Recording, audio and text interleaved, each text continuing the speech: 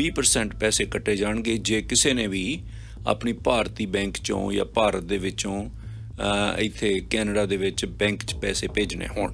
पहले अगर 10 लाख भेजते थे तो उसमें सिर्फ 3 लाख पर ही टैक्स लगता था, अभी पूरे 10 लाख पर टैक्स लगेगा।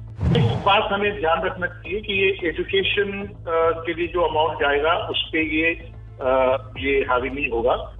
दूसरी चीज मेडिकल एक्सपेंसेस पे भी इट इज नॉट एप्लीकेबल। अगर गिफ्ट करना है तो 20% लगेगा या नहीं लगेगा? हरीश जी, भारत एक डेमोक्रेटिक कंट्री है, इस तरह का उन्होंने कदम क्यों चुक्या? जे नागरिक अपना पैसा लैके आना चाहते आ तो लै आउण। इहदा उन्होंने इहो जिहे कदम चुकण दे पिछे कारण की ने? और इस तरह जिहड़े बैंकों तो बैंकों राहीं पैसे आने सन 20% उस ते कट ला दिता गया है। तुसीं की सोचदे हो इहदे बारे? इहदे नाल हवाला जिहड़ा सिस्टम है उस नूं इह होर प्रफुल्लित हो जाएगा? The Harjinder Thin Show। ਚਲੰਤ ਮਾਮਲਿਆਂ ਦੇ ਵਿੱਚ ਜਿੱਥੇ ਸਾਡੀਆਂ ਲੋਕਲ ਖਬਰਾਂ ਕਾਫੀ ਆ ਰਹੀਆਂ ਹਨ ਔਰ ਉੱਥੇ ਇੱਕ ਮਹੱਤਵਪੂਰਨ ਖਬਰ ਜਿਹੜੀ ਭਾਰਤ ਤੋਂ ਆ ਰਹੀ ਹੈ ਕਿ ਭਾਰਤ ਦੇ ਵਿੱਚ ਜਿਹੜਾ ਨਵਾਂ ਬਜਟ ਪੇਸ਼ ਕੀਤਾ ਸੈਂਟਰ ਗੌਰਮੈਂਟ ਦੇ ਵਿੱਚ, ਉਹਨਾਂ ਨੇ ਉਸ ਦੇ 'ਚ ਇੱਕ ਪ੍ਰੋਵੀਜ਼ਨ ਰੱਖਿਆ ਕਿ ਜਿਹੜੇ ਵੀ ਲੋਕ ਭਾਰਤ ਤੋਂ ਬਾਹਰਲੇ ਮੁਲਕਾਂ ਨੂੰ ਪੈਸੇ ਭੇਜਣਗੇ, ਕੈਨੇਡਾ ਨੂੰ, ਅਮਰੀਕਾ ਨੂੰ, ਇੰਗਲੈਂਡ ਨੂੰ, ਉਹਦੇ ਵਿੱਚੋਂ ਉਹਨਾਂ ਨੂੰ 20% ਕਟੌਤੀ ਦੇਣੀ ਪਿਆ ਕਰੇਗੀ। 20% ਪੈਸੇ ਕੱਟੇ ਜਾਣਗੇ ਜੇ ਕਿਸੇ ਨੇ ਵੀ ਆਪਣੀ ਭਾਰਤੀ ਬੈਂਕ ਚੋਂ ਜਾਂ ਭਾਰਤ ਦੇ ਵਿੱਚੋਂ ਇੱਥੇ ਕੈਨੇਡਾ ਦੇ ਵਿੱਚ ਬੈਂਕ 'ਚ ਪੈਸੇ ਭੇਜਣੇ ਹੋਣ। ਹਵਾਲੇ ਨਾਲ ਪੈਸੇ ਆਉਂਦੇ ਨੇ ਜਿਹਦਾ ਕੋਈ ਰੈਕਰਡ ਨਹੀਂ, ਇੰਡੀਆ ਦੇ ਵਿੱਚ ਉਹ ਇਲੀਗਲ ਹੈ, ਮਨੀ ਐਕਸਚੇਂਜ ਇੱਥੇ ਚੱਲ ਰਹੇ ਨੇ।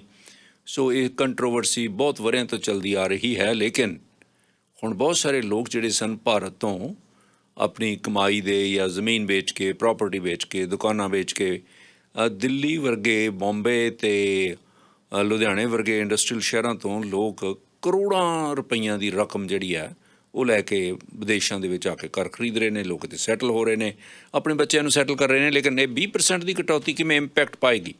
ਹਰੀਸ਼ ਮੈਨਨ ਜੀ ਅੱਜ ਇੰਗਲੈਂਡ ਤੋਂ, UK ਤੋਂ ਮੇਰੇ ਨਾਲ ਗੱਲਬਾਤ ਕਰਨਗੇ। Harish ji, welcome, thank you very much for joining us। Thank you so much Harjinder ji and red FM के श्रोताओं को मेरा नमस्कार, सत श्री अकाल और आदाब। ਨਮਸਕਾਰ ਜੀ। ਇਸ ਚੇਂਜ ਬਾਰੇ ਸਾਨੂੰ ਦੱਸੋ ਕਿ ਜਿਹੜੀ ਇਹ ਬਿਗ ਚੇਂਜਸ ਬਜਟ ਦੇ ਵਿੱਚ ਹੋਈਆਂ 2023 ਦੇ ਵਿੱਚ, ਖਾਸ ਤੌਰ ਦੇ ਉੱਤੇ 20% ਦੀ ਕਟੌਤੀ। जी, तो पहले 5% था टैक्स कलेक्टेड एट सोर्स जो है, जो भी अमाउंट हिंदुस्तान से बाहर के मुल्कों में भेजते थे लोग, उस पे 5% का टैक्स लगता था।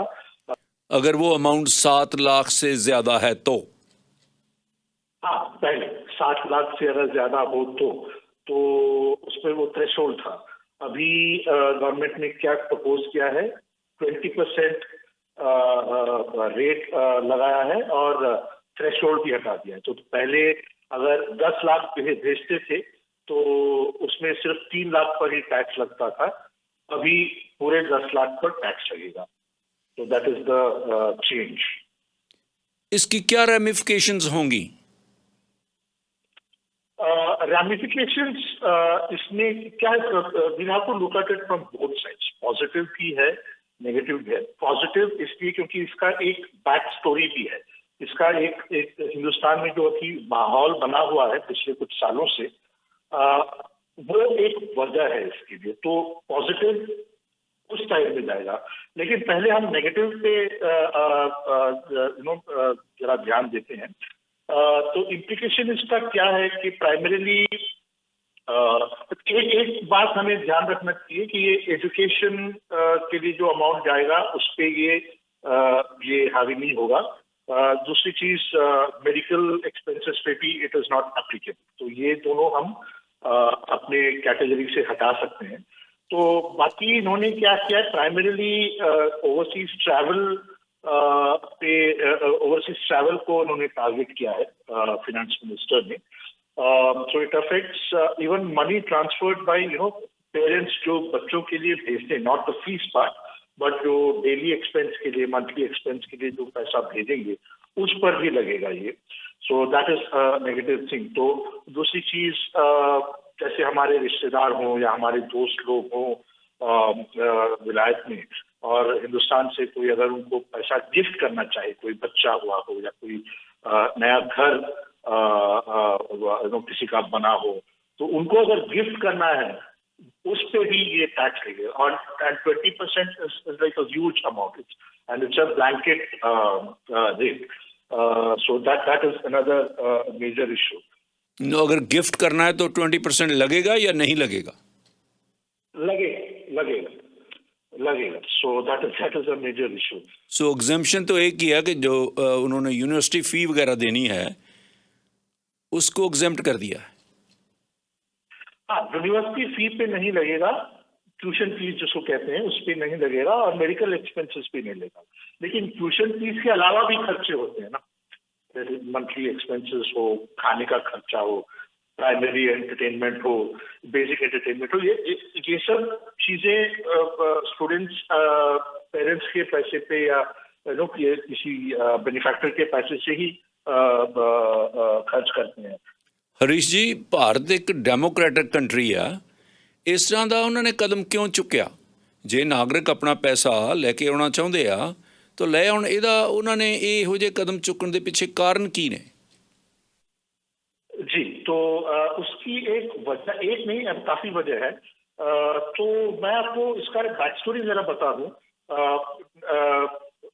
2021-22 के पीरियड में इंडियंस ने ऑलमोस्ट $20 बिलियन US डॉलर्स का रेमिटेंस किया है, आउटवर्ड रेमिटेंस किया है।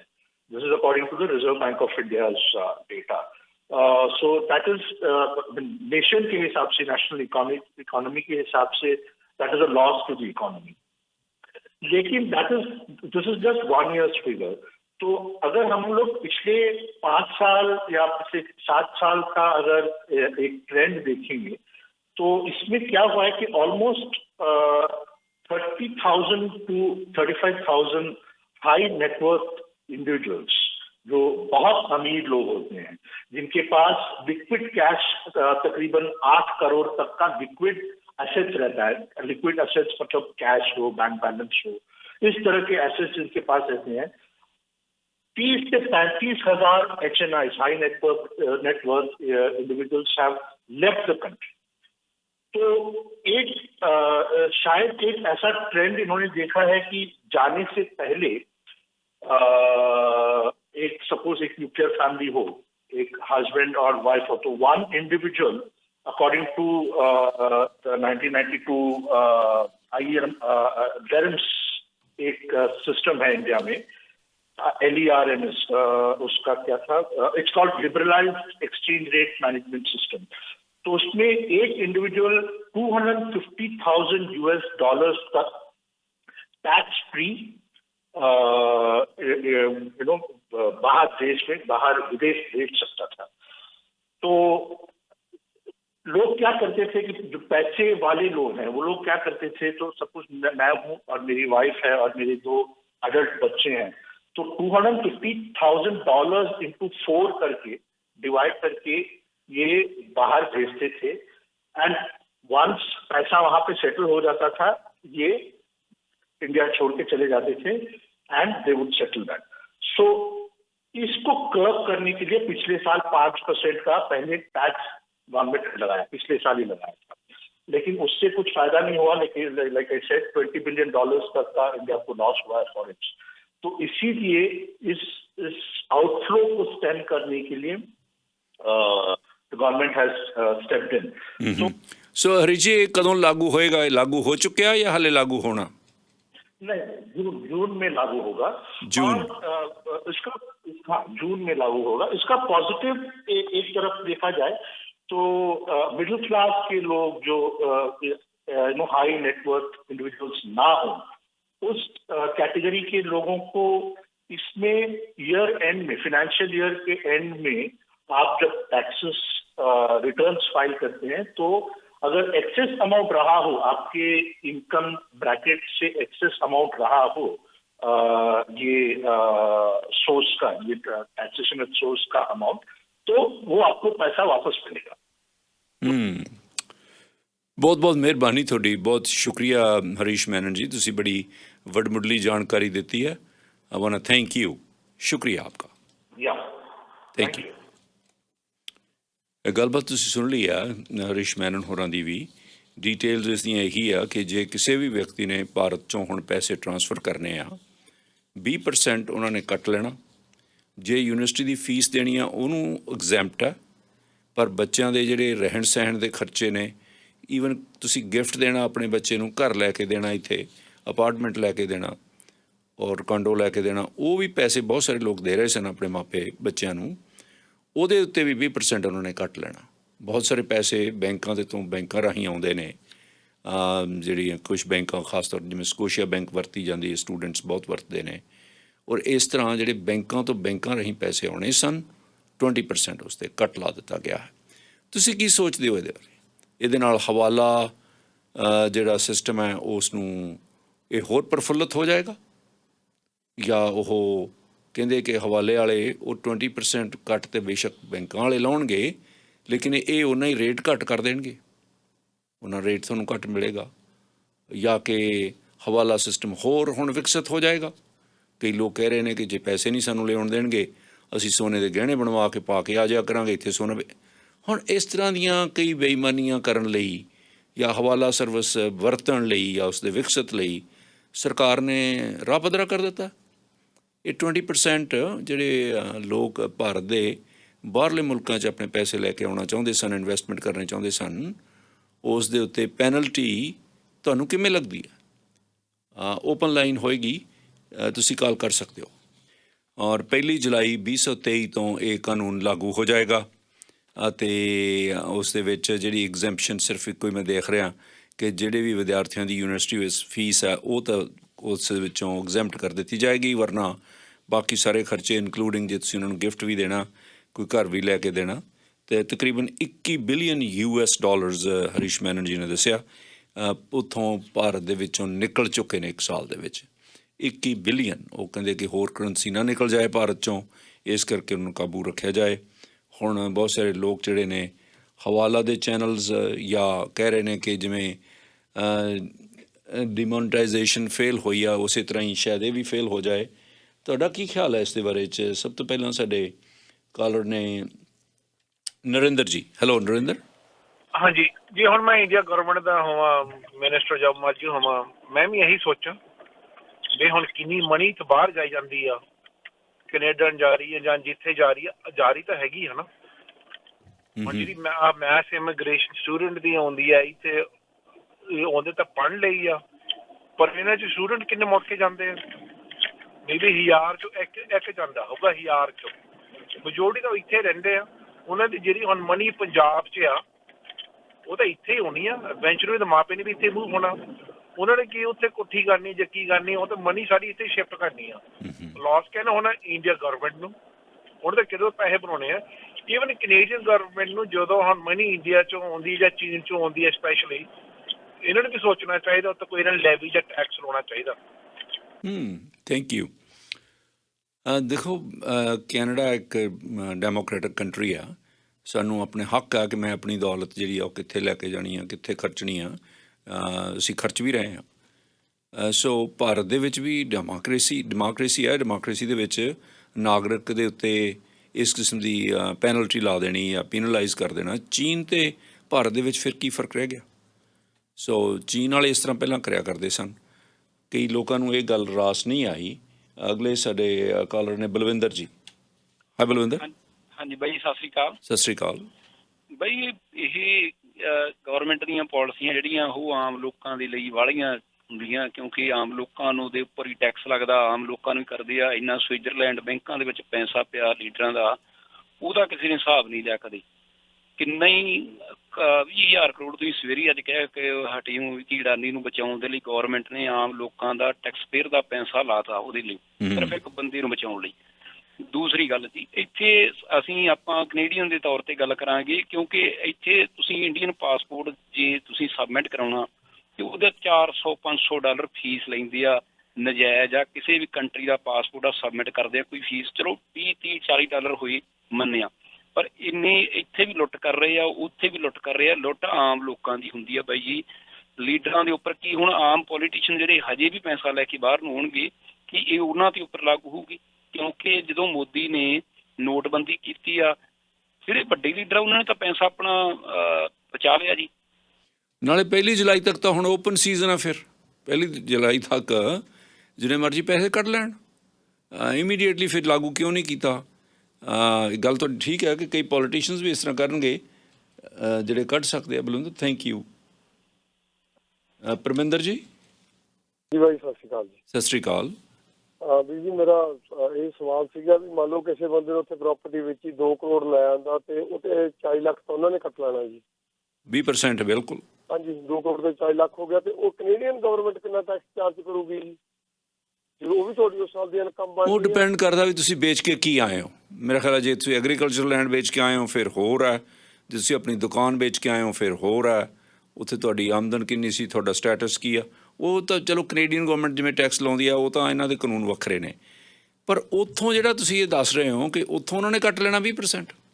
ਤੇ ਇੱਕ ਮੇਰਾ ਹੋਰ ਸਵਾਲ ਸੀ ਵੀ ਜੀ, ਕਿ ਜਿਹੜੀ ਹੈਗੀ ਆ ਵੀ ਜੇ ਬੱਚੇ ਦੀ ਫੀਸ ਲਈ ਉਹਦੇ ਤੇ ਤੁਹਾਨੂੰ ਨਹੀਂ ਟੈਕਸ ਲੱਗਣਾ, ਉਹ ਕੈਨੇਡੀਅਨ ਬੱਚਾ ਜੇ ਮੰਨ ਲਓ ਕਿਹੜਾ ਬੱਚਾ UBC ਜਾਂਦਾ ਤੇ ਜਾਂ ਬੜੀ ਚੰਗੀਆਂ ਯੂਨੀਵਰਸਿਟੀਆਂ ਪੜ੍ਹਦਾ ਵਾ, ਉੱਥੋਂ ਪੈਸੇ ਲੈ ਕੇ ਆਉਂਦੇ, ਉਹਦੇ ਤੇ ਤੁਹਾਨੂੰ ਫਿਰ ਛੋਟ ਮਿਲੂਗੀ? ਸਿਰਫ ਉਹ ਜਿਹੜੇ ਇੰਡੀਅਨ ਬੱਚੇ ਉਹਨਾਂ ਤੇ ਛੋਟ ਆ ਜੀ। ਮੇਰਾ 200 ਸਵਾਲ ਸੀ। ਬਾਹਰਲੇ ਮੁਲਕ 'ਚੋਂ ਜਿਹੜੀ ਫੀਸ ਆਊਗੀ ਕਿਸੇ ਬੱਚੇ ਲਈ ਉੱਥੋਂ ਭੇਜੀ ਜਾਂਦੀ ਆ, ਉੱਥੋਂ ਕੋਈ ਹੁੰਦਾ ਭੇਜਦਾ। ਜੇ ਤੁਹਾਡੇ ਹੀ ਮਾਤਾ ਪਿਤਾ ਨੇ ਉੱਥੇ ਜਾਂ ਜਿਹੜਾ ਵੀ ਭੇਜਦਾ ਉਹ ਐਗਜ਼ੈਂਪਟ ਆ। ਸਿਰਫ ਟਿਊਸ਼ਨ ਫੀ, ਉਹਦੇ ਰਹਿਣ ਸਹਿਣ ਦਾ ਖਰਚਾ, ਉਹਦੇ ਹੋਸਟਲ ਦਾ ਖਰਚਾ, ਉਹ ਜਿਹੜੇ ਸਟੂਡੈਂਟ ਰੈਜ਼ੀਡੈਂਸ ਦਾ ਜਾਂ ਹੋਰ ਉਹ ਨਹੀਂ ਗਾ। ਜੇ ਤੁਸੀਂ ਉਹਨੂੰ ਕੋਈ ਗਿਫਟ ਵੀ ਦਿੰਦੇ ਹੋ ਉਹ ਵੀ ਨਹੀਂ ਗਾ ਮਾਫ। ਜੈ ਸਿੰਘ ਜੀ। ਸਤਿ ਸ਼੍ਰੀ ਅਕਾਲ ਜੀ। ਸਤਿ ਸ਼੍ਰੀ ਅਕਾਲ। ਦੇਖੋ ਇਹ ਜ਼ਿਆਦਾ ਤੇ ਇਫੈਕਟ ਆਮ ਲੋਕਾਂ ਨੂੰ ਹੀ ਪੈਂਦਾ ਆ, ਪਰ ਵੇਖੋ ਜੇ ਅਸੀਂ ਹੁਣ ਆਪਣੀਆਂ ਸਾਡੀਆਂ ਅਸੀਂ ਇੱਥੇ 20-25 ਸਾਲ ਤੋਂ ਆਏ ਆ, ਉੱਥੇ ਪ੍ਰਾਪਰਟੀਆਂ ਸਾਡੀਆਂ ਕਿਸਾਨਾਂ ਦੀ ਜ਼ਮੀਨ ਆ, ਜ਼ਮੀਨ ਅਸੀਂ ਵੇਚਦੇ ਆ ਤੇ ਇਹਨਾਂ 20% ਕੱਟ ਲਿਆ। ਤੇ ਉਹ ਜੇ ਅਸੀਂ ਜ਼ਮੀਨ ਵੇਚ ਕੇ ਅਸੀਂ ਹੋਰ ਕਿਸੇ ਥਾਂ ਜ਼ਮੀਨ ਲੈ ਵੀ ਨਹੀਂ ਸਕਦੇ। ਸਾਡੇ ਤੇ ਇਹ ਵੀ ਪਾਬੰਦੀ ਆ ਵੀ ਤੁਸੀਂ NRI ਜਿਹੜੇ ਆ ਖੇਤੀਬਾੜੀ ਜ਼ਮੀਨ ਨਹੀਂ ਖਰੀਦ ਸਕਦੇ। ਬਿਲਕੁਲ ਠੀਕ ਹੈ। ਤੇ ਉਹ ਪੈਸੇ ਸਾਡੇ ਸਾਰੇ ਗਏ ਨੇ, ਨਾ ਅਸੀਂ ਉੱਥੇ ਜ਼ਮੀਨ ਖਰੀਦ ਸਕਦੇ ਹਾਂ ਹੋਰ, ਨਾ ਅਸੀਂ ਉਹ ਪੈਸੇ ਇੱਥੇ ਲਿਆ ਸਕਦੇ ਹਾਂ। ਜੇ ਇੱਥੇ ਲਿਆਉਂਦੇ ਆ ਤੇ ਸਾਡਾ ਫਿਰ ਤੁਹਾਡੇ ਕੋਲ ਇੱਕ ਸਰ ਸਾਹਿਬ ਚਾਰਾ ਰਹਿ ਜਾਣਾ ਵੀ ਹਵਾਲੇ ਰਾਹੀਂ ਪੈਸੇ ਕੱਢਦੇ ਆ। ਹੁਣ ਹਵਾਲੇ ਵਾਲੇ ਇਸ ਨੂੰ ਕਿਵੇਂ ਲੈਣਗੇ? ਕੀ ਉਹ ਜਿਹੜੇ ਰੁਪਈਏ ਦਾ ਰੇਟ ਘੱਟ ਕਰ ਦੇਣਗੇ ਜਾਂ ਡਾਲਰ ਵੱਧ ਦੇਣਗੇ ਜਾਂ ਜਿਹੜੀ ਫੀਸ ਲਾਉਂਦੇ ਆ ਉਹ ਵੱਧ ਲਾ ਲੈਣਗੇ? ਜਾਂ ਕਿਉਂਕਿ ਉਹਨਾਂ ਨੂੰ ਵੀ ਪਤਾ ਹੋਣਾ ਵੀ ਜੇ ਉੱਧਰ ਜਾਂਦੇ ਆ ਤਾਂ 20% ਇਹਨਾਂ ਨੂੰ ਦੇਣਾ ਪੈਣਾ, ਇੱਧਰ ਕਿਸੇ ਨੂੰ ਕਿਸੇ ਤਰੀਕੇ ਨਾਲ ਜੇ ਅਗਲਾ ਕਹਿੰਦਾ 10% ਵੀ ਇਹਦੇ ਵਿੱਚੋਂ ਖਾ ਲਿਆ ਜਾਏ ਕੋਈ ਤਰੀਕਾ ਕਰਕੇ, ਰੇਟ ਘੱਟ ਦੇ ਕੇ ਜਾਂ ਕੋਈ ਹੋਰ ਤਰੀਕੇ ਨਾਲ, ਤਾਂ ਵੀ ਸ਼ਾਇਦ ਲੋਕ ਪ੍ਰੈਫਰ ਕਰਨਗੇ। ਬਿਲਕੁਲ ਬਿੱਲ ਉਹ ਘੱਟ ਰੇਟ ਦੇਣਗੇ। ਜੇ ਡਾਲਰ ਦਾ 60 ਰੇਟ ਆ ਤਾਂ ਕਹਿਣਗੇ ਅਸੀਂ 50 ਦੇਣਾ। ਉਹੀ ਮੈਂ ਕਹਿ ਰਿਹਾ ਸੀ ਵੀ ਇਹ ਜਿਹੜੀ ਸਰਕਾਰ ਦਾ ਇਹ ਫੈਸਲਾ, ਉਹ ਤਾਂ ਹਵਾਲਾ ਜਿਹੜਾ ਬਿਜ਼ਨਸ ਹੈ ਉਸ ਨੂੰ ਹੋਰ ਵਿਕਸਿਤ ਕਰੇਗਾ। ਬਿਲਕੁਲ ਜੀ, ਬਿਲਕੁਲ ਉਹ ਕਰੂਗਾ। ਫਿਰ ਉਹ ਵੀ ਨਹੀਂ, ਫਿਰ ਅਸੀਂ ਇੱਥੇ ਆ ਕੇ ਜਿਹੜੀ ਪੈਸੇ ਲੈ ਕੇ ਆਉਣੇ ਆ ਉਹਦੇ ਇੱਥੇ ਫੇਰ ਟੈਕਸ ਦੇਣਾ ਹੈ। ਬਿਲਕੁਲ। ਥੈਂਕ ਯੂ ਸਰ ਜੀ। ਇੱਕ ਸਾਡੇ ਕਾਲਰ ਨੇ ਗੁਰਜੀਤ ਸਿੰਘ। ਗੁਰਜੀਤ ਢਿੱਲੋਂ ਜੀ। ਫਤਿਹ ਜੀ। ਫਤਿਹ। ਇੱਕ ਇਹਦੇ ਚ ਕਲੀਅਰਫਾਈ ਕਰੋ ਜੀ, ਮੇਰੇ ਇਨਹੈਰੀਟੈਂਸ ਵਾਲੀ ਜਿਹੜੀ ਹੋਊਗੀ, ਜਿਹੜੀ ਲੈਟਸ ਕਿਸੇ ਕੋਲ ਜ਼ਮੀਨ ਹੈਗੀ ਆ, ਉਹਨੂੰ ਇਨਹੈਰਿਟ ਹੋਈ ਹੈ ਜ਼ਮੀਨ, ਉਹ ਜਦੋਂ ਉਹਨੇ ਵੇਚ ਕੇ ਲੈ ਕੇ ਆਉਣੀ ਹੈ, ਅੱਗੇ ਤਾਂ ਸੀਗਾ $1 ਮਿਲੀਅਨ ਤਾਂ ਹੀ ਲਿਆ ਸਕਦੇ ਤੁਸੀਂ, US million something like that, ਉਹਦੇ ਉੱਤੇ ਵੀ ਹੈ ਵੀ 20%? ਜਿਹੜੀ ਇਹਦੇ ਵਿੱਚ ਜਿਹੜੀ ਇਹਨਾਂ ਨੇ ਬਜਟ ਦੇ ਵਿੱਚ ਪਾਈ ਹੈ ਨਾ ਜੀ ਮੁੱਦਾ, ਉਹਦੇ ਲਿਖਿਆ ਆ sending any money from India to abroad government will collect at source 20% under the liberalized remittance scheme LRS of the RBI without the applicability of any threshold limit. ਇਹਦੇ ਵਿੱਚ ਇਨਹੈਰੀਟੈਂਸ ਦਾ ਕੋਈ ਜ਼ਿਕਰ ਨਹੀਂ। ਜਿੰਨਾ ਜੋ ਕੋਈ ਵੀ ਪੈਸਾ ਸਮੇਤ ਇਨਹੈਰੀਟੈਂਸ ਦੇ ਜੇ ਤੁਸੀਂ ਲੈ ਕੇ ਆਉਨੇ ਹੋ ਤਾਂ 20% ਉਹ ਚੋਂ ਕੱਟਣਗੇ। ਯਾ ਦੈਨ ਇੱਥੇ ਜਦੋਂ ਦੇਣਾ ਆਪਾਂ ਵਰਲਡ ਆਪਣੀ ਇਨਕਮ ਦੇ ਉੱਤੇ, ਦੈਨ ਇਹ ਤਾਂ ਕਾਈਂਡ ਆਫ ਡਬਲ ਡਿਪਿੰਗ ਹੋ ਗਈ, ਰਾਈਟ? ਮੈਂ ਪਹਿਲਾਂ ਵੀ ਦੱਸ ਕੇ ਹਟਿਆ ਵੀ ਇੱਥੇ ਤਾਂ ਜੇ ਤੁਸੀਂ ਫਰਜ਼ ਕਰੋ ਉੱਥੇ ਟੈਕਸ ਪੇ ਕੀਤਾ ਹੋਇਆ, ਫਿਰ ਇੱਥੇ ਨਹੀਂ ਡਬਲ ਡਿਪਿੰਗ ਨਹੀਂ ਹੁੰਦੀ। ਜੇ ਉੱਥੇ ਨਹੀਂ ਕੀਤਾ ਫਿਰ ਵੀ ਡਿਪੈਂਡ ਕਰਦਾ ਤੁਸੀਂ ਵੇਚਿਆ ਕੀ ਆ। ਮੇਰਾ ਖਿਆਲ ਆ ਵੀ ਐਗਰੀਕਲਚਰ ਲੈਂਡ ਜੇ ਵੇਚਦੇ ਹੋ ਤੁਸੀਂ, ਉਹਦੇ 'ਤੇ ਟੈਕਸ ਨਹੀਂ ਦੇਣਾ ਪੈਂਦਾ, ਜੇ ਤਾਂ ਅੱਜ ਮੈਂ ਗਲਤੀ ਨਹੀਂ ਕਰ ਰਿਹਾ, ਮੈਨੂੰ ਇੰਨਾ ਕੁ ਪਹਿਲਾਂ ਵੀ ਪਤਾ ਲੱਗਿਆ ਸੀ ਇਹ। ਪਰ ਇਹ 1 ਜੁਲਾਈ ਤੋਂ ਬਾਈ ਜੀ ਲਾਗੂ ਹੋਣਾ। ਫਿਰ 1 ਜੁਲਾਈ ਤੋਂ ਪਹਿਲਾਂ ਕੱਢ ਲੈਣੇ, ਜਿੱਦਾਂ ਅੱਗੇ ਹੋਇਆ ਇਹਨਾਂ ਨੇ ਥੋੜਾ ਜਿਹਾ ਟਾਈਮ ਦਿੱਤਾ ਆਪਣੇ ਬੰਦਿਆਂ ਨੂੰ ਵੀ, get your money out before, ਜਿੱਦਾਂ ਮੋਨਟਾਈਜੇਸ਼ਨ ਕੀਤਾ ਸੀਗਾ ਸੇਮ ਸਿਸਟਮ। ਇਹ ਫੈਸਲੇ ਨਾਲ ਬਹੁਤ ਸਾਰੇ ਲੋਕ ਸ਼ਾਮਲ ਨਹੀਂ। ਲੱਖੀ ਵੀਰ ਜੀ ਸਤਿ ਸ੍ਰੀ ਅਕਾਲ। ਸਤਿ ਸ਼੍ਰੀ ਅਕਾਲ ਜੀ। ਗੱਲ ਇਹ ਹੈ ਜੀ, ਵੀ ਪੈਸਾ ਤਾਂ ਜਿਹੜਾ ਆ ਰਿਹਾ ਜਿਹੜੇ ਲਿਆ ਰਹੇ ਨੇ ਉਹਨਾਂ ਨੂੰ ਲੁੱਟਿਆ ਦੇਖ ਲਓ ਕਿਵੇਂ ਜਾ ਰਿਹਾ। ਸਟੂਡੈਂਟਾਂ ਤੇ ਲਾ ਲਓ 2.5 3 ਲੱਖ ਦੀ ਇੰਡੀਆ 'ਚ ਬੈਠੇ ਟਿਕਟ ਵੇਚ ਰਹੇ ਨੇ ਏਜੰਟ। ਇੱਥੇ ਵਾਲੇ ਉਹਨਾਂ ਨੂੰ ਦੇਖ ਕੇ ਇੱਥੇ ਵਾਲੇ ਉਦੋਂ ਵੱਡੇ ਠੱਗ ਬਣ ਗਏ। ਪਰ ਇਹ ਏਦਾਂ ਹੋਣਾ ਨਹੀਂ ਨਾ ਚਾਹੀਦਾ। ਪੈਸਾ ਤਾਂ ਮਣਾ ਮੂੰਹ ਆ ਰਿਹਾ। ਜਿਹੜਾ ਹੁਣ ਪੈਸਾ ਮਣਾ ਮੂੰਹ ਆ ਰਿਹਾ, ਉਹ ਹਵਾਲੇ ਰਾਹੀਂ ਆ ਰਿਹਾ ਜਾਂ ਕਿ ਬੈਂਕਾਂ ਰਾਹੀਂ ਆ ਰਿਹਾ? ਬੈਂਕਾਂ ਰਾਹੀਂ ਤਾਂ ਬਹੁਤ ਘੱਟ ਆਉਂਦਾ ਜੀ, ਤੁਹਾਨੂੰ ਪਤਾ। ਹਵਾਲੇ ਰਾਹੀਂ ਆ ਰਿਹਾ। ਜਿੰਨੇ ਮਨੇਟਰ ਜੋ ਵੀ ਕੋਈ ਵੀ ਘੁੰਮਣ ਆਉਂਦਾ ਵੱਡਾ ਅਫਸਰ ਕੋਈ, ਉਹ ਸਾਰੇ ਪੈਸੇ ਛੱਡਣੇ ਹੀ ਆਉਂਦੇ ਨੇ ਇੱਥੇ। ਸਾਰੇ ਤਾਂ ਨਹੀਂ, ਕਾਫੀ ਕਹਿੰਦੇ ਆ ਵੀ ਆ ਰਿਹਾ ਪੈਸਾ। ਥੈਂਕ ਯੂ ਵੀਰ ਜੀ। ਸੌਰਵ। ਹਾਂਜੀ ਵੀਰ ਜੀ ਸਤਿ ਸ੍ਰੀ ਅਕਾਲ ਜੀ। ਸਤਿ ਸ਼੍ਰੀ ਅਕਾਲ ਸਰ, ਮੇਰਾ ਟੌਪਿਕ ਥੋੜਾ ਹਟ ਕੇ ਹੈ। ਮੈਂ ਜੀ ਦੱਸਣਾ ਚਾਹੁੰਦਾ ਆ ਕਿ ਤੁਸੀਂ ਇੰਡੀਆ ਦੀ ਗੱਲਾਂ ਕਰਦੇ ਆ, ਇੱਥੇ ਟੇਸਟੀ ਇੰਡੀਅਨ ਬਿਸਟਰੋ ਵਾਲੇ ਤੁਹਾਡਾ ਆਪ ਦਾ ਕੇਕ ਉੱਥੇ ਲੈ ਕੇ ਜਾਓ, $20 ਤੁਹਾਨੂੰ ਚਾਰਜ ਕਰਨ ਲੱਗ ਪਏ ਤੁਹਾਡਾ ਆਪ ਦਾ ਕੇਕ ਕੱਢਣ ਲਈ। ਇਹ ਕਿੱਥੋਂ ਦਾ ਨਵਾਂ ਰੂਲ ਆ ਗਿਆ ਜੀ? ਤੇ ਜੇ ਉਹਨਾਂ ਨੂੰ ਕਹੋਗੇ ਕਿ ਕਿਉਂ ਚਾਰਜ ਕਰਦੇ, ਉਹ ਕਹਿੰਦੇ ਜੀ ਸਾਡਾ ਜੀ ਆਪਣਾ ਪਾਲਿਸੀ ਆ ਕਿ ਜੇ ਤੁਸੀਂ ਵਾਈਨ ਵੀ ਬਾਹਰੋਂ ਲਿਆਓ ਤੇ ਅਸੀਂ ਚਾਰਜ ਕਰਦੇ, ਪਰ ਕੇਕ ਤੇ ਉਹ ਪ੍ਰੋਵਾਈਡ ਹੀ ਨਹੀਂ ਕਰਦੇ। ਫਿਰ ਉਹ $20 ਕਾਹਦੇ ਚਾਰਜ ਕਰਦੇ ਆ ਲੋਕਾਂ ਕੋਲੋਂ? ਠੱਗੀ ਮਹਿਕਮਾ ਖੋਲਿਆ ਹੈ ਇੱਥੇ ਸਾਰੀ ਜਗ੍ਹਾ। ਕੇਕ ਕੱਟਣ ਦਾ ਜ਼ਰਾ ਦੁਬਾਰਾ ਦੱਸਣਾ ਸਰ। ਤੁਸੀਂ ਆਪਦਾ ਬਰਥਡੇ ਸੈਲੀਬ੍ਰੇਟ ਕਰਨ ਜਾਂਦੇ ਹੋ, ਉੱਥੇ ਤੁਸੀਂ ਗ੍ਰੈਟੀਟਿਊਟੀ ਦਿੰਦੇ ਹੋ 6 ਬੰਦਿਆਂ ਦੇ ਜ਼ਿਆਦਾ 18% ਗ੍ਰੈਟੀਟਿਊਟੀ ਲੈਂਦੇ ਆ, ਪਲੱਸ ਜਿਹੜਾ ਤੁਸੀਂ ਕੇਕ ਲੈ ਕੇ ਜਾਂਦੇ ਹੋ ਆਪਣਾ, ਉਹ ਕੱਟਣ ਦਾ ਤੁਹਾਨੂੰ $20 ਚਾਰਜ ਕਰਦੇ ਆ ਉਹ ਰੈਸਟੋਰੈਂਟ 'ਚ। ਹਾਂਜੀ, ਟੇਸਟੀ ਇੰਡੀਅਨ ਬਿਸਟਰੋ ਨਾਂ ਆ ਜੀ ਰੈਸਟੋਰੈਂਟ ਦਾ। ਮੈਂ ਕੱਲ ਹੋ ਕੇ ਆਇਆ, ਮੇਰੇ ਕੋਲ ਬਿੱਲ ਪਿਆ ਆ। ਜੇ ਤੁਸੀਂ ਕਹੋਗੇ ਮੈਂ ਤੁਹਾਨੂੰ ਈਮੇਲ ਕਰ ਦਾਂਗਾ। ਤੇ ਅਸੀਂ ਕਹਿੰਦੇ ਆ ਜੀ ਇੰਡੀਆ ਵਾਲੇ ਏਦਾਂ ਕਰਦੇ, ਤੇ ਇੱਥੇ ਠੱਗੀ ਮਹਿਕਮਾ ਵੀ ਉਹੀ ਚੱਲਦਾ ਆ। ਆਪਾਂ ਵੀ ਤਾਂ ਇੰਡੀਆ ਤੋਂ ਹੀ ਆਏ ਆ। ਅੱਗੇ ਸਬਜ਼ੀ 20-22 $22 ਦੀ ਆ, ਉਸ ਤੋਂ $20 ਤੁਸੀਂ ਏਦਾਂ ਦੋਗੇ। ਥੈਂਕ ਯੂ ਵੀਰ ਜੀ। ਆਪਾਂ ਗੱਲ ਕਰ ਰਹੇ ਸੀ ਜਿਹੜੀ ਭਾਰਤ ਦੇ ਫਾਈਨੈਂਸ ਮਿਨਿਸਟਰ ਨੇ, ਨਿਰਮਲਾ ਸੀਤਾਰਮਨਨ ਹੋਰਾਂ ਨੇ ਬਜਟ ਦੇ ਵਿੱਚ ਉਹਨਾਂ ਨੇ ਇੱਕ ਐਂਟਰੈਂਚ ਕਰ ਦਿੱਤਾ, ਜਿਹਨੂੰ LRS ਕਹਿ ਰਹੇ ਨੇ। ਇਸ ਸਕੀਮ ਦੇ ਮੁਤਾਬਕ 20% ਉਹ ਪੈਸੇ ਕੱਟ ਲਿਆ ਕਰਨਗੇ ਜੇ ਭਾਰਤ ਤੋਂ ਤੁਸੀਂ ਕੋਈ ਵੀ ਅਮਾਊਂਟ ਇੱਥੇ ਲੈ ਕੇ ਆਉਣਾ। ਪਹਿਲਾਂ ਜੇ 7 ਲੱਖ ਤੋਂ ਵੱਧ ਤੁਸੀਂ ਭੇਜਦੇ ਸੀ, 5% ਪਹਿਲਾਂ ਵੀ ਕੱਟਦੇ ਸੀ। ਉਹ 5% ਵਧਾ ਕੇ ਉਹਨਾਂ ਨੇ 20% ਕਰਤਾ, ਕਿਉਂਕਿ ਪੈਸੇ ਬਹੁਤ ਨਿਕਲਣ ਲੱਗ ਗਏ। ਮਨਦੀਪ ਜੀ। ਸਤਿ ਸ਼੍ਰੀ ਅਕਾਲ ਜੀ। ਸਤਿ ਸ਼੍ਰੀ ਅਕਾਲ ਬਾਈ ਜੀ। ਹਾਂਜੀ, ਬਹੁਤ ਵਧੀਆ। ਚਲੋ ਜੋ ਵੀ ਕਹਿੰਦੇ ਨੇ ਸਰਕਾਰਾਂ ਦੇ ਕਾਨੂੰਨ ਆ, ਉਹ ਤਾਂ ਆਪਾਂ ਨਹੀਂ ਬਦਲ ਸਕਦੇ। ਤੇ ਬਾਕੀ ਜੇ ਪੈਸਾ ਆਪਾਂ ਕੱਢਣਾ ਇੰਡੀਆ ਤੋਂ, ਤਾਂ ਫਿਰ ਟੈਕਸ ਤਾਂ ਦੇਣਾ ਹੀ ਪੈਣਾ। ਤੇ ਬਾਕੀ ਇੱਕ ਚੀਜ਼ ਮੈਂ ਕਹਿਣੀ ਚਾਹੁੰਦਾ ਫਿੰਨ ਸਾਹਿਬ ਕਿ ਤੁਸੀਂ ਆਪਾਂ ਇੰਡੀਆ ਤਾਂ ਕਰੀ ਜਾਂਦੇ ਹਾਂ ਜੀ ਸਾਰੇ ਜਾਣੇ। ਤੇ 15 ਕੁ ਦਿਨ ਪਹਿਲਾਂ ਮੈਂ ਇੰਡੀਆ ਤੋਂ ਆਇਆ ਜੀ। ਅੱਛਾ। Via piece arch border Seattle ਤੋਂ ਮੈਂ ਆਇਆ ਸੀਗਾ ਜੀ। ਤੇ 3 ਮਹੀਨੇ ਮੈਂ ਇੰਡੀਆ ਰਹਿ ਕੇ ਆਇਆ ਜੀ। ਠੀਕ ਹੈ ਜੀ। 3 ਮਹੀਨੇ ਹੁਣ ਆਪਾਂ ਗਏ ਆ ਇੰਡੀਆ, ਵੈਡਿੰਗਸ ਆ, ਸਭ ਕੁਛ ਆ। ਤੁਹਾਨੂੰ ਪਤਾ ਆਪਾਂ ਗਹਿਣਾ ਗੱਟਾ ਆਪਦਾ ਫੈਮਿਲੀ ਦਾ, ਵਾਈਫ ਨਾਲ ਆ, ਬੱਚੇ ਨਾਲ ਆਪਾਂ ਲੈ ਕੇ ਜਾਂਦੇ ਆ।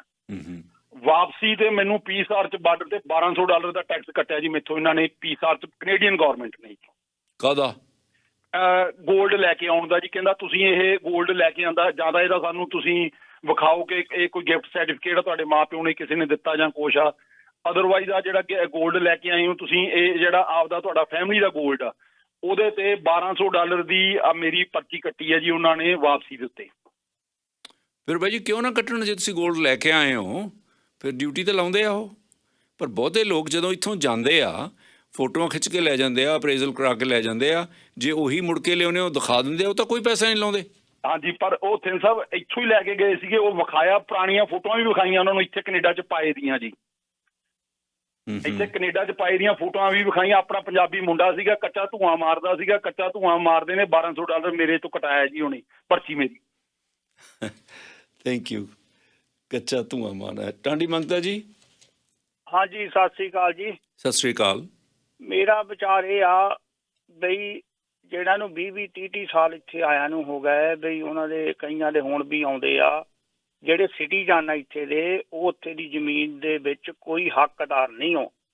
ਉਹ ਜਿਹੜੀ ਜ਼ਮੀਨ ਆ ਉੱਥੇ ਦੇ ਜਿਹੜੇ ਕਿਸਾਨ ਆ ਉੱਥੇ ਥੋੜੇ ਜਿਹੜੇ ਖੇਤੀ ਕਰਦੇ ਆ, 3-4 ਏਕੜਾਂ ਦੀ ਖੇਤੀ ਕਰਦੇ ਆ, ਉਹ ਜ਼ਮੀਨ ਉਹਨਾਂ ਨੂੰ ਦਿੱਤੀ ਜਾਵੇ। ਜਿੱਦਾਂ ਕਹਿ ਲਓ ਵੀ ਉਹ ਜ਼ਮੀਨ ਦੇ ਹੱਕ ਸਰਕਾਰ ਨੂੰ ਉੱਥੇ ਦੀ ਨੂੰ ਉਹ ਸੋਚਣਾ ਚਾਹੀਦਾ। ਉਹ ਤਾਂ ਠੀਕ ਹੈ ਟਾਂਡੀ, ਤੁਸੀਂ ਅੱਗੇ ਵਿਚਾਰ ਪਹਿਲਾਂ ਵੀ ਦੱਸਿਆ ਸੀ। ਇਹ ਗੱਲ ਇਸ਼ੂ ਇਹ ਨਹੀਂ ਹੈਗਾ, ਇਸ਼ੂ ਇਹ ਆ ਵੀ ਇਹ ਤਾਂ ਉੱਥੇ ਹੀ ਰਹਿ ਰਹੇ ਲੋਕ ਨੇ, ਉਹ ਇੱਥੇ ਨਹੀਂ ਆਏ 20 ਸਾਲ ਤੋਂ, ਉੱਥੇ ਹੀ ਰਹਿ ਰਹੇ ਲੋਕ ਨੇ, ਉਹਨਾਂ ਦੇ ਬੱਚੇ ਇੱਥੇ ਨੇ, ਜਾਂ ਉਹ ਉਹਨਾਂ ਨੂੰ ਜੁਆਇਨ ਕਰਨਾ ਚਾਹੁੰਦੇ ਨੇ, ਉੱਥੋਂ ਪੈਸੇ ਆਪਣੇ ਬੱਚਿਆਂ ਨੂੰ ਦੇਣਾ ਚਾਹੁੰਦੇ ਨੇ, ਗਿਫਟ ਦੇਣਾ ਚਾਹੁੰਦੇ ਨੇ ਤਾਂ ਕਿ ਇੱਥੇ ਆਪਣਾ ਘਰ ਲੈ ਸਕਣ। ਭਾਰਤ ਦੇ ਵਿੱਚ ਜਿਨ੍ਹਾਂ ਕੋਲੇ ਦੌਲਤ ਆ ਉਹ ਭਾਰਤ ਦੇ ਵਿੱਚੋਂ ਦੌਲਤ ਕੱਢ ਕੇ, ਕਿਉਂਕਿ ਹਾਲਾਤ ਸਾਜ਼ਗਾਰ ਨਹੀਂ, ਸੇਫਟੀ ਸਿਕਿਉਰਿਟੀ ਹਾਲਾਤ, ਸਫਾਈ, ਵਾਤਾਵਰਨ ਅਤੇ ਹੋਰ ਕਈ ਕਾਰਨਾਂ ਕਰਕੇ ਲੋਕ ਛੱਡ ਰਹੇ ਨੇ। ਬੰਬੇ ਤੋਂ, ਦਿੱਲੀ ਤੋਂ ਹੁਣ ਜਿਹੜੇ ਵੱਡੀਆਂ ਸਾਮੀਆਂ ਆਉਣ ਲੱਗ ਪਈਆਂ ਨਾ, ਉਹਨਾਂ ਕਰਕੇ ਜਦੋਂ ਆਪਣੇ ਨਾਲ ਪੈਸੇ ਉਹ ਲੈ ਆਉਂਦੇ ਨੇ ਕਰੋੜਾਂ ਰੁਪਏ, 21 ਬਿਲੀਅਨ ਡਾਲਰ ਉਹ ਨਿਕਲ ਗਿਆ। ਇਸ ਕਰਕੇ ਉਹਨਾਂ ਨੇ ਕਾਨੂੰਨ ਪਾਸ ਕੀਤਾ ਜਿਹੜੇ ਨਵੇਂ ਆ ਰਹੇ ਨੇ ਆਪਣੇ ਨਾਲ ਧਨ ਲੈ ਕੇ ਆ ਰਹੇ ਨੇ, ਉਹ 'ਚੋਂ 20% ਕਟੌਤੀ ਕੱਟਣੀ ਆ। ਉਹ ਆਪਾਂ ਗੱਲ ਕਰਦੇ ਹਾਂ, ਜੇ ਉਹ ਕਟੌਤੀ ਕੱਟਣਗੇ ਫਿਰ ਉਹ ਹਵਾਲੇ ਰਾਹੀਂ ਲਿਆਉਣ ਲਈ ਮਜਬੂਰ ਨਾ ਹੋ ਜਾਣਗੇ। ਇਹਦੇ ਬਾਰੇ ਤੁਹਾਡੇ ਕੀ ਵਿਚਾਰ? ਇਹਦੇ ਵਿਚਾਰੇ ਇਹ ਆ ਵੀ ਉਹਨਾਂ ਦੀ ਇਨਕੁਆਇਰੀ ਪੂਰੀ ਹੋਣੀ ਚਾਹੀਦੀ ਆ। ਕਿਤੇ ਕਾਲਾ ਪੈਸਾ ਤਾਂ ਨਹੀਂ ਉਹ ਕਿਤੇ, ਜਿੱਦਾਂ ਹੁਣ ਪੁਲਿਸ ਮੈਨ ਆ ਉੱਥੇ ਨਹੀਂ ਬਹੁਤ ਮੁਕਾਬਲੇ ਦੇ ਵਿੱਚ ਮੁੰਡੇ ਮਾਰਿਓ ਕਈਆਂ ਨੇ, ਜਿੱਦਾਂ ਕਿ SP ਲਾ ਲਓ, ਬੜੇ ਬੜੇ ਅਫਸਰ ਜਿਹੜੇ ਇੱਥੇ ਆ ਰਹੇ ਆ, ਉਹਨਾਂ ਦਾ ਇਹ ਮਨੁੱਖੀ ਅਧਿਕਾਰਾਂ ਦਾ ਦੇਸ਼ ਆ, ਉਹਨਾਂ ਦੀ ਪੂਰੀ ਇਨਕੁਆਇਰੀ ਹੋਵੇ। ਜਿਹੜੇ IOB ਆ ਉਹਨਾਂ ਦੀ ਵੀ ਹੋਵੇ ਤੇ ਉਹਨਾਂ ਨੂੰ ਬੈਕ ਮੋੜਿਆ ਜਾਵੇ। ਜਿੱਦਾਂ ਕਹਿ ਲਓ ਵੀ ਰਿਸ਼ਵਤਖੋਰੀ ਦਾ ਪੈਸਾ ਜਿੱਦਾਂ ਉਹ ਲਿਆ ਰਹੇ ਆ, ਤੇ ਉਹ ਮੈਂ ਕਹਿੰਦਾ ਇਨਕੁਆਇਰੀ ਪੂਰੀ ਹੋਵੇ, ਕਿਉਂਕਿ ਉੱਦਾਂ ਤਾਂ ਇੰਨਾ ਪੈਸਾ ਹੈ ਨਹੀਂ ਉੱਥੇ ਲੋਕਾਂ ਦੇ ਕੋਲ। ਇਹ ਸਾਰਾ ਹੀ ਉੱਥੇ ਰਿਸ਼ਵਤਖੋਰੀ ਦਾ ਪੈਸਾ, ਅਫਸਰ ਹੋਏ, ਲੀਡਰ ਹੋਏ, ਸਾਰਾ ਇਨਕੁਆਇਰੀ ਹੋਵੇ, ਕਿਉਂਕਿ ਇਹ ਦੇਸ਼ ਹੈਗਾ ਵਧੀਆ ਦੇਸ਼। ਨਹੀਂ ਤਾਂ ਇੱਥੇ ਵੀ ਖਲਾਰਾ ਪੈ ਜਾਊਗਾ, ਬੇਈਮਾਨੀ, ਉਹਨੇ ਇੱਥੇ ਆਣ ਕੇ ਵੀ ਪੈਸੇ ਤੋਂ ਪੈਸਾ ਬਣਾਉਣਾ। ਨਹੀਂ, ਉਹ ਪੈਸੇ ਹੁਣ ਉਹ ਹਵਾਲੇ ਰਾਹੀਂ ਭੇਜੀ ਜਾਂਦੇ ਨੇ, ਇਹ ਕੋਈ ਗੱਲ ਗੁੱਝੀ ਤਾਂ ਹੈ ਨਹੀਂ। ਦੇਖੋ ਜੀ, ਭੇਜੀ ਤਾਂ ਜਾਂਦੇ ਆ, ਪਰ ਕੈਨੇਡਾ ਗੌਰਮੈਂਟ ਨੂੰ ਇਨਕੁਆਇਰੀ ਹੋਣੀ ਚਾਹੀਦੀ ਬੜੇ ਲੈਵਲ ਤੇ। ਜਿੱਦਾਂ ਕਹ ਲਓ ਇਹ ਮਾਫੀਆ ਇੱਥੇ ਪੈਸੇ ਲਿਆ, ਹੁਣ ਬੰਬੇ ਤੋਂ ਹੋਰ ਪਾਸਿਓਂ ਜੇ ਪੈਸਾ ਆ ਰਿਹਾ, ਉਹ ਮਾਫੀਏ ਨੇ ਤਾਂ ਇੱਥੇ ਪਹਿਲ ਦੇ ਆਧਾਰ ਤੇ ਆਈ ਜਾਣਾ ਇੱਥੇ, ਜਿੱਦਾਂ ਕਹਿ ਲਓ। ਤਾਂ ਇਸ ਕਰਕੇ ਮਾਫੀਆ ਜਿਹੜਾ ਇਕੱਠਾ ਹੋ ਕੇ ਇੱਥੇ ਆਉਣਾ ਤਾਂ ਉਹਨੇ ਕੈਨੇਡਾ ਨੂੰ ਖਰਾਬ ਕਰਨਾ ਆ। ਠੀਕ ਹੈ ਵੀਰ ਜੀ। ਅਗਲੇ ਸਾਡੇ ਕਾਲਰ ਨੇ ਸਿੰਘ ਸਾਹਿਬ, ਲਾਈਨ 2। ਹਾਂਜੀ, ਸਤਿ ਸ੍ਰੀ ਅਕਾਲ ਮਾਨਯੋਗ ਉਸ ਤੇ ਸਰੋਤੇ ਨੂੰ ਸਤਿਕਾਰ ਸਰ। ਸਤਿ ਸ੍ਰੀ ਅਕਾਲ ਜੀ। ਦੇਖੋ ਮਾਨਯੋਗ ਜੀ, ਕੁਛ ਪੈਸਾ ਜਿਹੜਾ ਪੰਜਾਬ ਭਾਰਤ ਵਿੱਚ ਬਾਹਰਲੇ ਮੁਲਕਾਂ ਤੋਂ ਪਹਿਲੋਂ ਗਿਆ ਵਾ, ਉਹ ਇਹਨਾਂ ਮੁਲਕਾਂ ਚੋਂ ਗਿਆ ਤੇ ਉਹਨਾਂ ਦੇ ਉੱਤੇ ਭਾਰਤ ਸਰਕਾਰ ਵਿਆਜ ਵੀ 18%, 19%, 20%, 22% ਤੱਕ ਵੀ ਆਫਰ ਕਰਦੀ ਹੁੰਦੀ, ਜਿਹੜੇ NR ਅਕਾਊਂਟ ਸੀਗੇ ਦੁੱਗਣੇ ਕਰਦੇ ਨੇ। ਹਾਂ ਬਈ, ਮਤਲਬ ਕਿ ਉੱਥੇ ਦਾ ਵਿਆਜ 6% ਸੀ, ਇਹਨਾਂ ਨੂੰ 17, 18, 19, 20% ਤੁਸੀਂ ਫੋਰਨ ਕਰੰਸੀ ਲਿਆਓ, ਸਾਨੂੰ ਲੋੜ ਵਾ। ਹੁਣ ਉਹੀ ਫੋਰਨ ਕਰੰਸੀ ਜਿਹੜੀ ਜ਼ਮੀਨ ਲੈ ਲਈ। ਹੁਣ ਦੇਖੋ, ਇੰਗਲੈਂਡ ਤੋਂ, ਦੁਬਈ ਤੋਂ, ਸਭ ਤੋਂ ਪੈਸਾ ਜ਼ਿਆਦਾ ਇੰਗਲੈਂਡ ਤੋਂ ਗਿਆ ਵਾ ਜਾਂ ਅਰਬ ਕੰਟਰੀਆਂ 'ਚੋਂ ਗਿਆ। ਕੈਨੇਡਾ, ਅਮਰੀਕਾ, ਆਸਟ੍ਰੇਲੀਆ 'ਚੋਂ ਇੰਨਾ ਪੈਸਾ ਨਹੀਂ ਗਿਆ ਹੋਇਆ ਜਿੰਨਾ ਇਹਨਾਂ ਕੰਟਰੀਆਂ 'ਚੋਂ ਗਿਆ। ਬਲੈਦੀਏ ਉੱਥੇ ਜ਼ਮੀਨਾਂ ਇਸ ਵੇਲੇ ਵੇਚ ਰਹੇ ਆ। ਹੁਣ ਇਹ ਪਰਚੂਨ ਵਾਲਿਆਂ ਦੇ ਲਾਗੂ ਹੋਣਾ ਵਾ, ਜਿਨ੍ਹਾਂ ਨੇ ਕਿਤੇ ਕਰੋੜ ਲਿਆਉਣਾ, 2 ਕਰੋੜ। ਜਿਹੜੇ ਹੋਲਸੇਲ ਵਾਲੇ, ਜਦੋਂ ਨੋਟਬੰਦੀ ਵਿੱਚ ਹੋਲਸੇਲ ਵਾਲਿਆਂ ਤੋਂ ਕੁਛ ਹੋਇਆ ਹੀ ਨਹੀਂ। ਉਹਨਾਂ ਤਾਂ ਆਪਣੇ ਜਿਹੜੇ ਨੋਟ ਆ ਬੈਂਕ ਦੇ ਪਿਛਲੇ ਦਰਵਾਜ਼ੇ ਥਾਣੇ ਕੈਚ ਕਰਾ ਲੈ, ਬਟਾ ਲੈ, ਜਾਂ ਬਾਅਦ 'ਚ ਵੀ ਡੰਪ ਕਰ ਦਿੱਤੇ। ਉਹ ਡੇਟ ਖਾਨੇ ਛੱਡੇ ਹੁੰਦੇ ਨਵੀਂ। ਜਿੱਦਾਂ ਪੁਲਿਸਮੈਨ ਨਹੀਂ ਗੇ ਜੀ, FRI ਤੁਸੀਂ ਬਰਥ ਸਰਟੀਫਿਕੇਟ ਜਾਂ ਕੁਛ ਬਣਾਉਣਾ ਹੋਵੇ ਤੇ FRI ਜਾਂ ਬਰਥ ਸਰਟੀਫਿਕੇਟ ਉਹ ਵਿੱਚ ਖਾਨੇ ਛੱਡੇ ਹੁੰਦੇ, ਉਹ ਪਿਛਲੀ ਡੇਟ 'ਚ ਪਾ ਦਿੰਦੇ ਆ।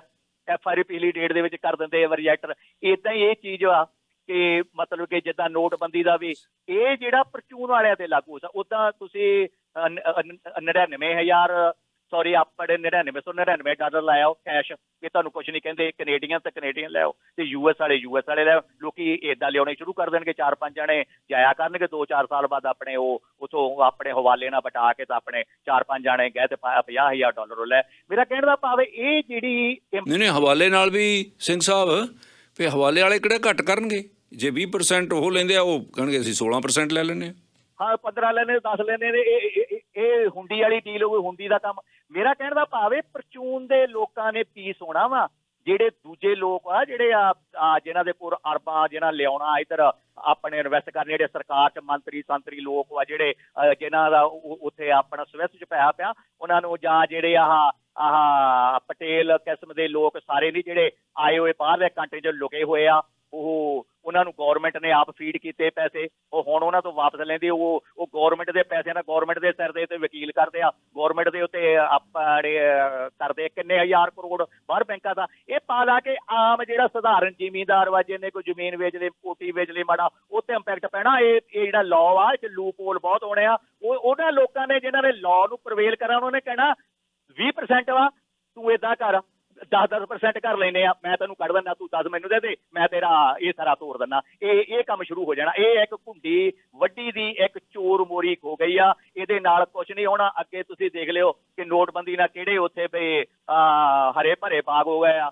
ਤੇ ਪਹਿਲਾਂ ਸੁੱਕੇ ਹੋਏ ਸੀ, ਨੋਟਬੰਦੀ ਨੇ ਹਰੇ, ਤੇ ਇਹਨੇ ਕੱਖ ਨਹੀਂ ਆਉਣਾ। ਇਹ ਏਦਾਂ ਹੀ ਘੱਟੇ ਕੋਟਾ ਰੁਲ ਜਾਣੀਆਂ। ਇਹ ਇੱਕ ਕਿਸਮ ਦੀ ਚੋਰ ਮੋਰੀ ਉੱਥੇ ਲੋਕਾਂ ਨੂੰ ਮਿਲ ਗਈ ਆ ਕਿ ਪੈਸੇ ਬਾਹਰ ਕਿੱਦਾਂ ਲਿਆਉਣੇ ਤੇ ਕਿੱਦਾਂ ਖਾਣਾ ਪੀਣਾ। ਧੰਨਵਾਦ ਜੀ। ਥੈਂਕ ਯੂ ਜੀ। ਇੱਕ ਆਖਰੀ ਕਾਲਰ ਮੈਂ ਲੈ ਸਕਦਾ, ਅਨੋਨਿਮਸ ਕਾਲਰ ਨੇ, ਲਾਈਨ 5। ਹੈਲੋ। ਹਾਂ, ਸਤਿ ਸ਼੍ਰੀ ਅਕਾਲ ਜੀ। ਸਤਿ ਸ਼੍ਰੀ ਅਕਾਲ। ਮੇਰਾ ਇੱਕ ਸੁਝਾਅ ਆ, ਕਿਉਂਕਿ ਹਰੇਕ ਬੰਦੇ ਦੀ ਆਪਣੀ ਆਪਣੀ ਸੋਚ ਹੁੰਦੀ ਆ। ਮੇਰੇ ਹਿਸਾਬ ਨਾਲ ਜਿੱਦਾਂ ਜ਼ਿਆਦਾ ਬੋਝ ਉਹਨਾਂ ਦੇ ਪੈਣਾ, ਜਿਹੜੇ ਤਾਂ ਜਿੱਦਾਂ ਕਿਸੇ ਨੇ ਇੱਥੇ ਨਿਆਣਾ ਪੜ੍ਹਾਉਣਾ ਆ, ਉਹਨਾਂ ਕੋਲ ਪੂਰੇ ਪੈਸੇ ਤਾਂ ਪਹਿਲੇ ਹੀ ਹੁੰਦੇ, ਫੜ ਫੁੜ ਕੇ ਲਾਉਂਦੇ ਆ, ਤੇ ਉਹਨਾਂ ਤੇ ਬੋਝ ਪੈ ਜਾਣਾ। ਜਾਂ ਹੋਰ ਇੱਦਾਂ ਜਿਹੜੇ ਜ਼ਰੂਰੀ ਆ, ਜਿਹਨਾਂ ਦਾ ਇੰਡੀਆ ਤੋਂ ਖਰਚਾ ਲਿਆ ਕੇ ਇੱਥੇ ਆਪਣਾ ਵਰਤਦੇ ਆ, ਉਹਨਾਂ ਦੇ ਬੋਝ ਪੈਣਾ। ਜੇ ਇਹਨੂੰ ਦੂਜੇ ਢੰਗ ਨਾਲ ਦੇਖਿਆ ਜਾਵੇ ਕਿ ਇਹਨੂੰ ਜੇ ਇਨਕਮ ਹੋਵੇ ਬੰਦੇ ਦੀ, ਉੱਥੇ ਦੀ ਇਨਕਮ ਹੋਵੇ, ਤੇ ਉਹ ਇਨਕਮ ਇੱਥੇ ਲੈ ਕੇ ਆਵੇ, ਉੱਤੇ ਟੈਕਸ ਨਾ ਇੱਦਾਂ ਦੀ ਪਾਲਿਸੀ ਬਣ ਜਾਵੇ ਕਿ ਉਹਦੇ ਥਰੂ ਜਿੱਦਾਂ ਕੋਈ ਨਾਲੇ ਤਾਂ ਇੱਥੇ ਦੇ ਬੰਦੇ ਲੋਕ ਇਨਵੈਸਟ ਕਰਨਗੇ, ਉੱਥੋਂ ਹੀ ਇਨਕਮ ਉਹ ਲਿਆਉਣਗੇ ਇੱਥੇ, ਜਿੱਥੋਂ ਚਾਹੇ ਉਹ 10% ਦੇਣ ਦੀ ਵੀ ਲੋੜ ਪੈਣੀ, ਉੱਤੇ ਪਰਸੈਂਟੇਜ ਖਤਮ ਕਰ ਦੇਵੇ, ਤੇ ਉਹ ਜਿੰਨੀ ਇਨਕਮ ਉੱਥੇ ਹੋਊਗੀ ਉਹ ਇੱਥੇ ਬੰਦੇ ਲਿਆਉਣ, ਉਹ ਆਪਣਾ ਵਰਤਣ, ਨਾਲੇ ਇਨਵੈਸਟ, ਨਾਲੇ ਪੰਜਾਬ ਨਾਲ ਜੁੜਨਗੇ, ਨਾਲੇ ਇੱਥੇ ਇਨਵੈਸਟ ਕਰਨਗੇ। ਇਹ ਮੇਰਾ ਥੋੜਾ ਇੱਕ ਸੁਝਾਅ ਸੀਗਾ। ਬਾਕੀ thank you. I don't think ਉਹ ਇਸ ਤਰ੍ਹਾਂ ਕਰਨਾ ਚਾਹੁੰਦੇ ਆ। ਉੱਥੇ ਹੋਰ ਸਕੀਮਾਂ ਬਹੁਤ ਚੱਲਦੀਆਂ ਨੇ, ਪਰ ਇਹ ਜਿਹੜਾ 20% ਦੀ ਪੈਨਲਟੀ ਹੈ ਪੈਸੇ ਲਿਆਉਣ ਦੇ ਉੱਤੇ, ਇਸ ਦੇ ਆਲੇ ਦੁਆਲੇ ਹੋਰ ਕਈ ਚੋਰ ਮੋਰੀਆਂ ਚੱਲ ਪੈਣੀਆਂ ਨੇ। ਹਵਾਲਾ ਦੇ ਹੋਰ ਇਨਕਰੇਜ ਹੋਣ, ਹਵਾਲਾ ਹੋਰ ਉਤਸ਼ਾਹਿਤ ਹੋਏਗਾ, ਹੋਰ ਕੰਪਨੀਆਂ ਖੁੱਲ੍ਹਣਗੀਆਂ, ਉਹ ਹੋਰ ਪੈਸੇ ਬਣਾਉਣਗੇ। ਇਵੈਂਚੁਅਲੀ ਜਿਹੜਾ ਕੰਜ਼ਿਊਮਰ ਆ ਉਹੀ ਲੂਜ਼ ਕਰੇਗਾ। ਇਹ ਫੈਸਲਾ ਪ੍ਰਤੀਤ ਇਹ ਹੋ ਰਿਹਾ, ਸਾਰੇ ਜਿਹੜੇ ਅਰਥ ਸ਼ਾਸਤਰੀ ਵੀ ਇਹੀ ਕਹਿ ਰਹੇ ਨੇ, ਜਿਹੜੇ ਹਰੀਸ਼ ਮੈਨਨ ਹੋਰੀ ਵੀ ਕਹਿ ਰਹੇ ਨੇ, ਕਿ ਇਸ ਬਹੁਤਾ ਸੋਚ ਸਮਝ ਕੇ ਨਹੀਂ ਬਣਾਇਆ ਗਿਆ। ਇਹ ਯਕਦਮ ਜਿਹੜੀ ਪੈਸੇ ਨਿਕਲ ਰਹੇ ਨੇ ਉਹਨੂੰ ਪਲੱਗ ਕਰਨ ਲਈ ਬਣਾਇਆ ਗਿਆ, ਅਤੇ ਲੋਕਾਂ ਕੋਲ ਹੋਰ ਬੜੇ ਆਪਸ਼ਨ ਹੋਣੇ ਨੇ ਜਿਨ੍ਹਾਂ ਨੇ ਪੈਸੇ ਕੱਢਣੇ ਨੇ। ਪਰ ਇਹ 20% ਦੀ ਪੈਨਲਟੀ ਹਾਰਸ਼ ਪੈਨਲਟੀ ਪ੍ਰਤੀਤ ਹੋ ਰਹੀ ਹੈ। Red FM News is next.